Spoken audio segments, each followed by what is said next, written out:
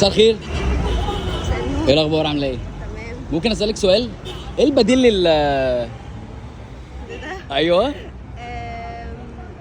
انت مع المقاطعه اولا ولا لا؟ طبعا. حلو قوي. بص، هو في مكان اسمه سايد تشيك، هو احسن من ده 100 مره، والاكل بتاعه تحفه والجوده بتاعته تحفه ونظيف وكل حاجه. ده مكانه فين؟